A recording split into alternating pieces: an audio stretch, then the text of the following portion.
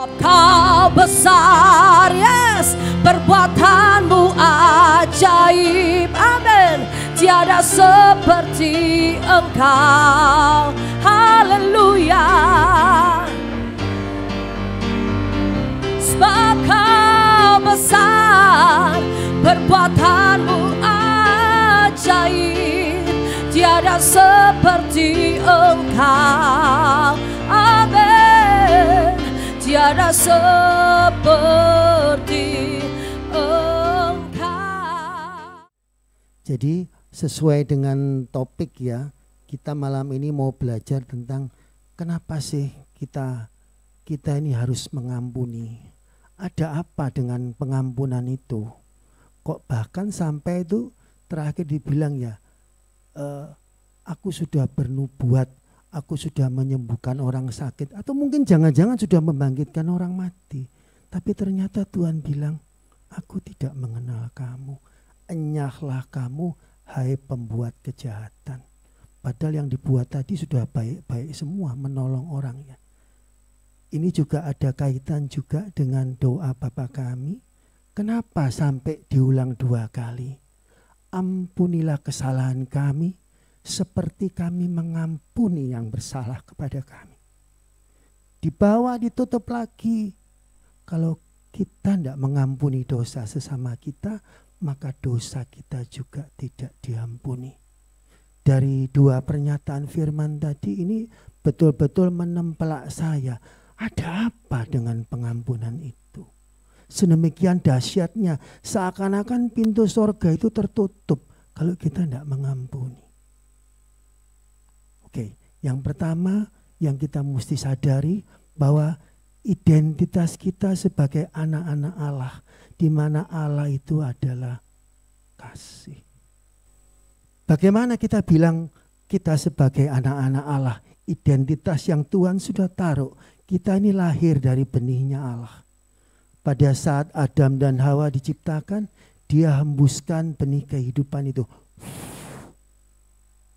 Itu sudah ditanam sejak semula. Dan benih yang sama juga kita terima. Kita mesti percaya di tempat ini tuh oleh anugerah Tuhan kita juga diajari bagaimana sebuah pentahiran, bagaimana proses sebuah perjanjian, itu sebuah perjalanan. Tapi kita mau masuk ke ujungnya dulu. Kenapa kita harus mengampuni? Yang pertama tadi, identitas kita sebagai anak-anak Allah. Dengan kata lain, kita boleh bilang, oh Allah itu Maha Pengasih, Maha Penyayang, Maha Pengampun. Tetapi kalau kita sebagai keturunan Allah, benih ilahi yang di dalam kita tidak bisa mengampuni. Alangkah ironisnya. Mulut berkata A, di dalam hati berkata B. Seringkali kita juga menghadapi peperangan toh, tiap hari ya, Pastor juga sering sampaikan, masalah itu ndak usah dicari. Dia tanpa kula nuwun dia akan datang kepada kita. Lah bagaimana kita mau menaklukkan sebuah masalah kalau hal yang penting yang tersembunyi di dalam hati kita ini disingitno dalam-dalam, ndak ada yang tahu, padahal Allah itu melihat kedalaman hati kita.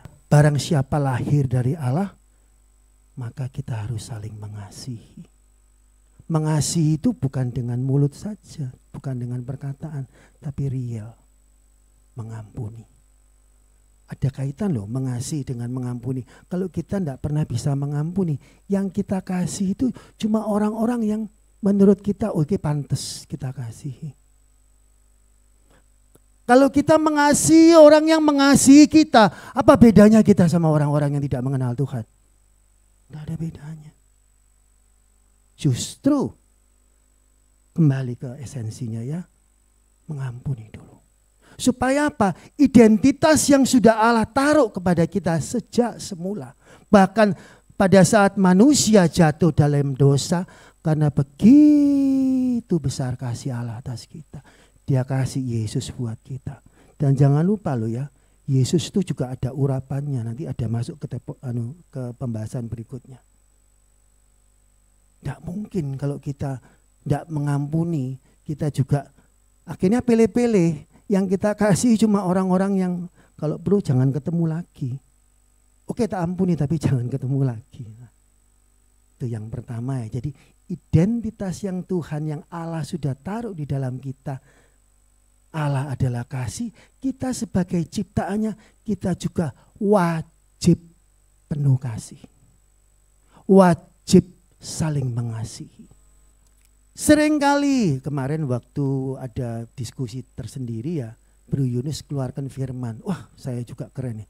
Kita mengaku sebagai anak-anak Allah. Oh, keren banget anak-anak Allah. Sadarkah kita apa itu anak-anak Allah? Beda loh ya, anak iblis sama anak Allah itu. Ya kan sudah dijelasin dalam Yohanes ya. Orang yang tidak berbuat kebenaran atau menyimpan sakit hati dalam hatinya, dia adalah pembunuh manusia. Firman-Nya ngomong gitu loh. Padahal pembunuh manusia itu tidak dapat tempat dalam kerajaan surga. Saya tidak bilang benar salah ya, tapi kalau tadi kita mengacu ke yang pertama tadi, enyahlah kamu hai pembuat kejahatan. Kalau enyah itu kira-kira masuk enggak? Saya tidak berani ngomong. Apalagi di sini sudah dibilang, kita mengaku sebagai anak-anak Allah. Tidak gampang ya. Karena anak-anak Allah itu beda dengan anak-anak iblis. Anak-anak iblis itu dari semula dia sudah berbuat kejahatan. Tapi jangan sampai karena pengertian kita tentang mengampuni itu cetek. Cetek itu maksudnya apa ya? Ya segitu-segitu saja. Akhirnya kita merasa mengampuni itu yang penting aku sudah mengampuni. Pelong Pak, aku sudah ngomong. Aku sudah angkat tangan, mungkin 2 tangan. Saya sudah mengampuni. Sudah selesai? Katanya orang zaman dulu belum tamtu.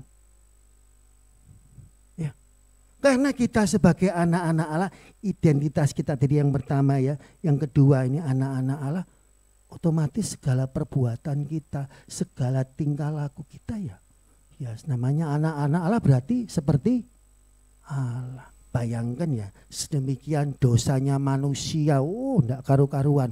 Kalau dibuka di kitab Hosea itu, sedemikian dahsyatnya Tante Hosea itu ya, tapi begitu besarnya kasih Allah. Israel itu memberontak, bahkan tegar tengkuk, bahkan sengaja. Dia tahu tapi dia lakukan, itu namanya sengaja. Lebih baik kita tidak kenal firman, kita melakukan itu mungkin lebih ya so-so. Saya tidak bilang itu benar loh ya. Tapi kalau kita sudah tahu kebenaran firman Tuhan, kita sudah alami penyertaan Tuhan, kita sudah alami doa-doa kita yang dijawab.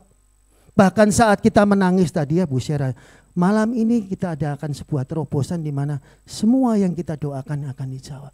Bayangkan sedemikian kasih Bapa sama kita dan kita mengaku sebagai anak-anak Allah, sementara di dalam hati itu masih tersimpan anak-anak benih-benih anak-anak iblis. Minta maaf ya. Lebih baik disampaikan supaya plong, sayanya juga plong. Puji Tuhan. Jadi yang kedua, yang pertama tadi kita dikasih identitas bahwa kita ini adalah miliknya Allah. Yang kedua kita sebagai anak-anak Allah. Jadi otomatis ya harus sama seperti Bapaknya. Yang Maha Pengasih, Maha Penyayang, Maha Pengampun. Segala-galanya dia. Nah ini sederhana tapi sekarang ya bayangkan ya. Kalau kita mengaku anak-anak Allah tapi ada sesuatu yang tersembunyi di dalam hati. Apa ya istilahnya, dosa yang belum selesai, ini bahasa sederhananya. Mengampuni tapi masih di luar ya toh.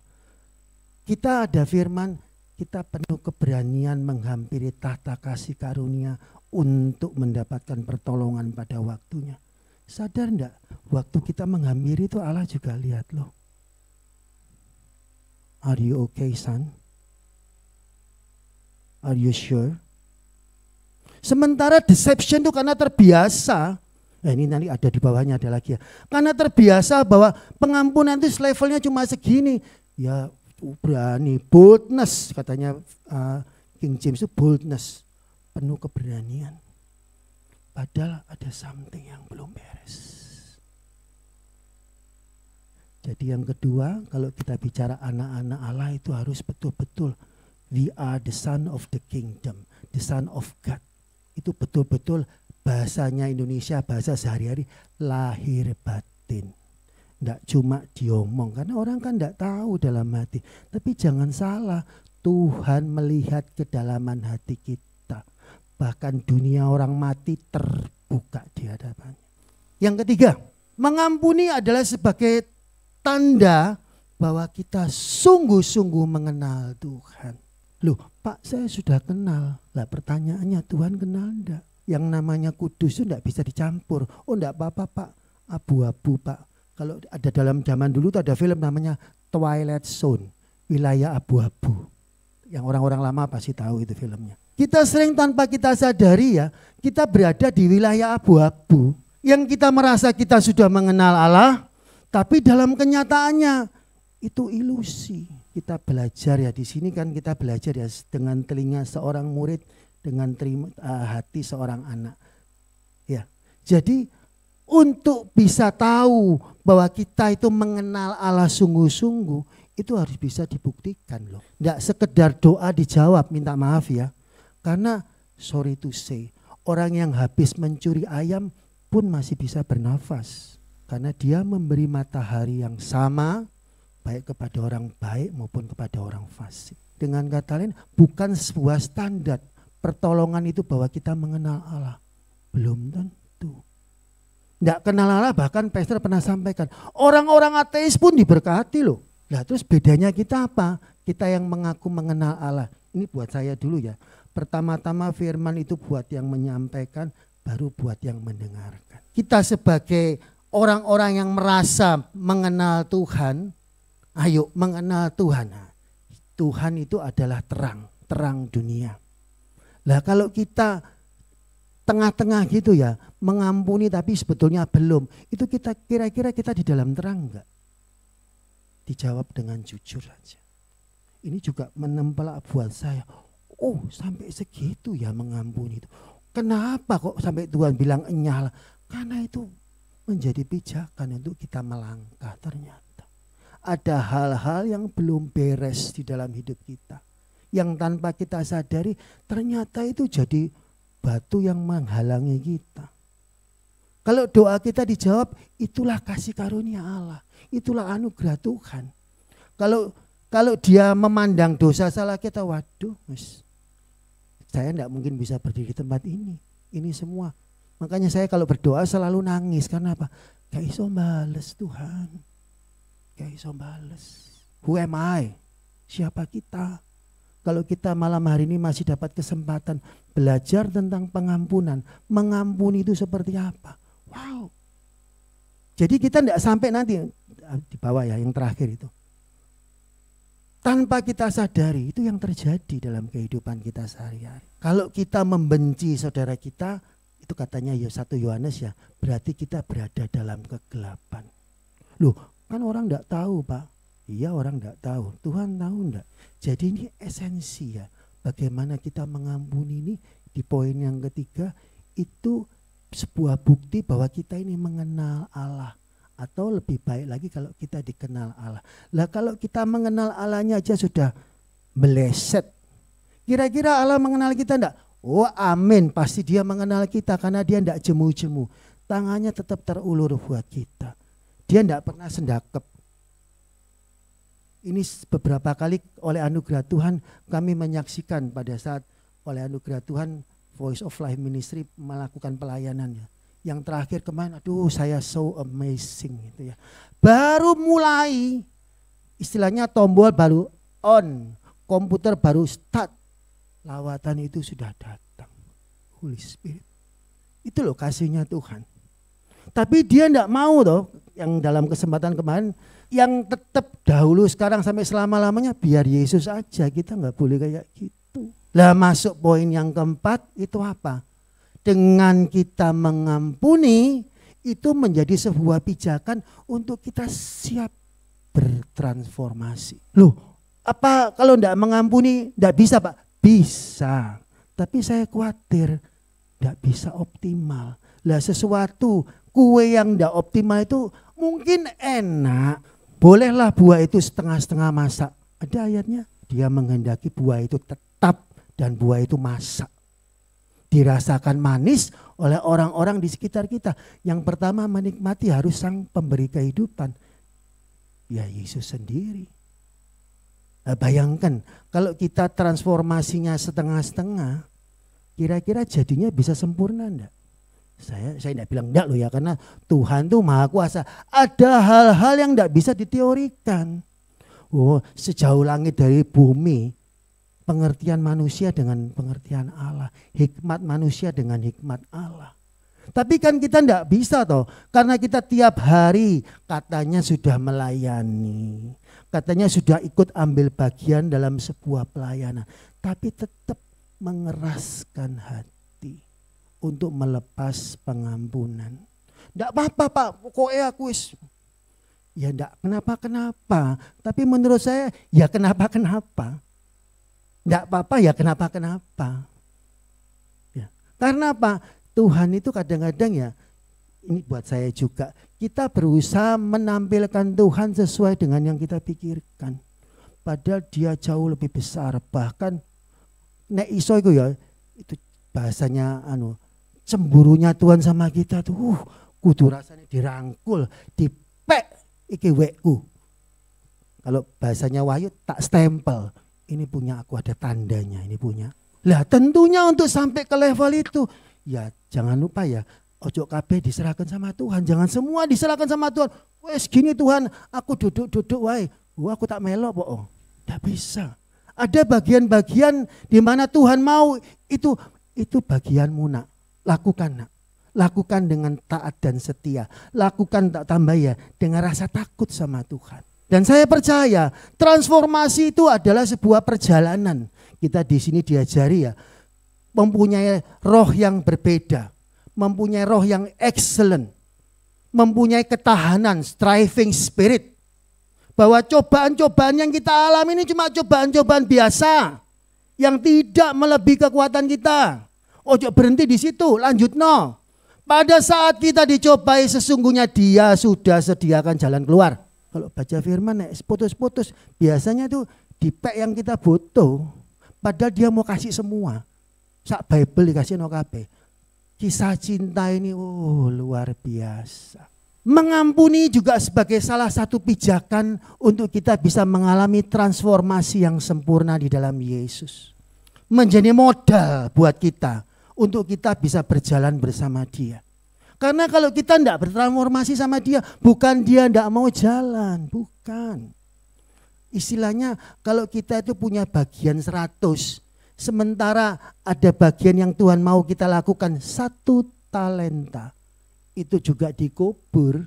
Bukan Tuhan tidak mau memberkati, tapi semua yang dikasih sama kita itu bukan dikasih ya, ini bahasanya Pastor ini. Kita itu bukan dititipi, dipercayakan. Untuk dikelola, bukan disimpan. Lah bagaimana mau ngelola secara optimal kalau kita tidak pernah mau bertransformasi secara optimal? Gara-gara ada hal-hal yang tersembunyi di dalam kita, yaitu ada, enggak apa-apa Pak, dosa kecil-kecil, enggak ada definisi dosa kecil-kecil, enggak ada. Besar kecil sama. Mengampuni menjadi sebuah pijakan untuk kita siap bertransformasi secara sempurna.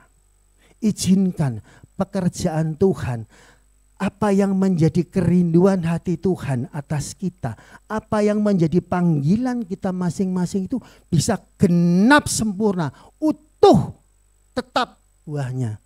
Dengan kita melepas pengampunan sehingga mengalami proses transformasi yang sempurna. Tidak ada yang ketinggalan. Gak iso balen, ini bukan YouTube. Kalau YouTube ditinggal masak dulu, nyanyi-nyanyi atau habis itu dibaleni meneh khotbahnya atau puji-pujiannya. Lah kalau sudah sampai pintu surga, apa cara balik? Ya saya enggak nakuti ya, karena Injil itu kan kabar baik katanya kan.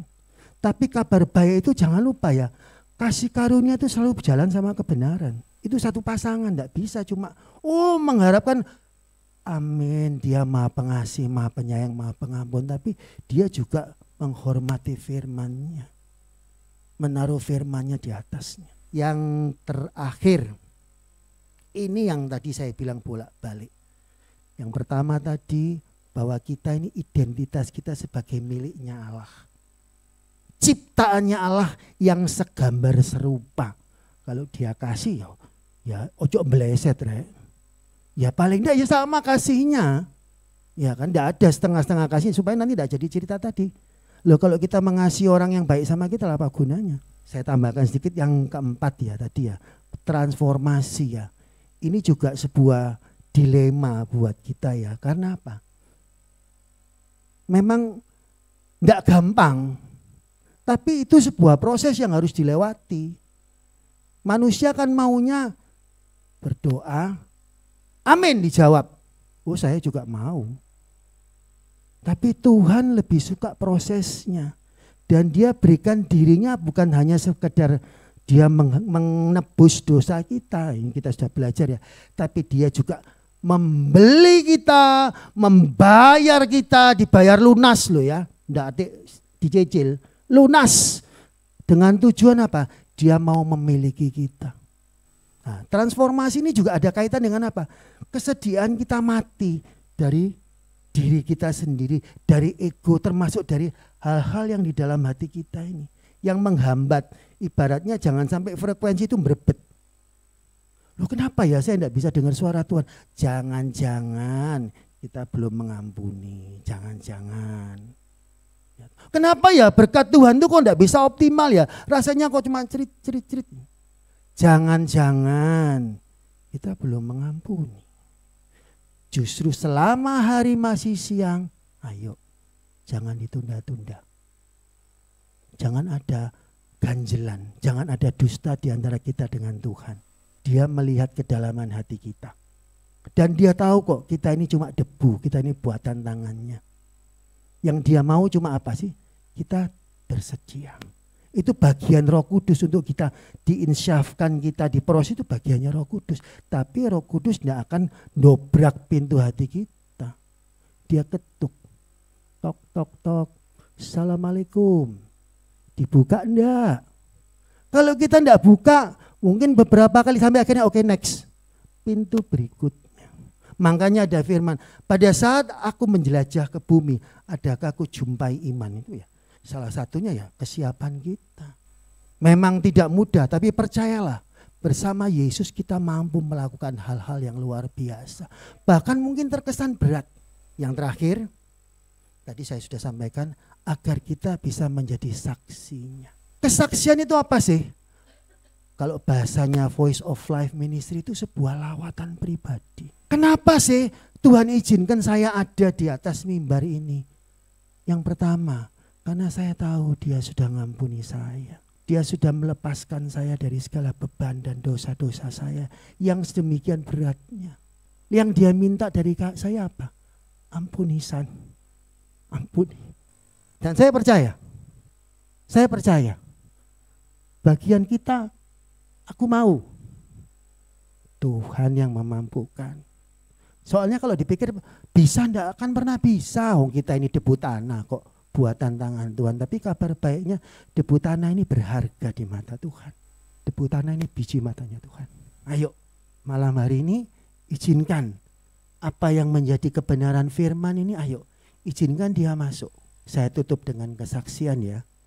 Jadi gini, kalau mau cerita ya, ini sekedar sebuah kesaksian bahwa kalau saya mau protes sama Tuhan, terlalu banyak yang nyakiti hati saya. Garis besar aja ya, karena nanti tidak ada waktu. Keluarga itu menolak saya, gereja menolak saya. Gereja itu pelayanan ya. Bahkan saya cuma kepingin jadi usher loh. Usher itu apa? Doorman, jaga pintu. Selamat datang Pak Bu. Itu pun saya dihakimi. Dalam pekerjaan, waduh, tidak bisa ngomong saya. Jadi kalau saya mau sakit hati, terlalu banyak Tuhan. Kalau aku mau komplain, Tuhan. Pernah ya, ini mungkin pastor lupa ya. Saking tertolaknya saya, waktu sebelum ibadah COVID itu kan ada kursi ya. Suatu saat semoga kiranya Tuhan mengingatkan sama pastor. Pastor tuh ngomong gini, ayo jemaat siapa yang mau berdoa. Oh kok saya itu digerakkan yang berdoa. Tahu enggak saya berdoa ya apa? Saking putus asa saya betapa sakit hatinya saya, betapa remuknya saya. Tapi saya percaya remuk ini dipakai sama Tuhan untuk bisa menguatkan. Firman-Nya kan ngomong, pada saat kita sudah kuat, kita harus menguatkan saudara-saudara kita. Dan jangan pernah bermegah. Oh jangan. Tuhan sangat benci sama yang namanya kesombongan. Kalau kita bisa mampu sampai hari ini, kalau sampai ingat-ingat ya, kalau malam ini kita bisa mengampuni, itu pekerjaan Roh Kudus di dalam kita. Kenapa? Karena secara daging tidak mampu, tidak bisa. Kiranya kebenaran firman ini membuat kita lebih mantap lagi. Apa sih, kenapa sih kok saya harus mengampuni? Kenapa sampai Tuhan bilang, enyahlah kamu hai pembuat kejahatan. Kalau konteksnya itu jangan-jangan itu di pintu surga, jangan-jangan ya. Ini imajinasi saya loh ya. Kenapa sampai doa Bapa kami dibaleni ping pindho, dibaleni 2 kali.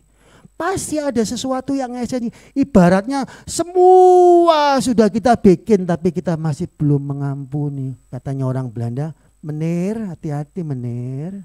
Jadi malam ini kiranya firman ini membuat kita mengerti apa sih pengampunan itu sebetulnya. Tuhan Yesus memberkati.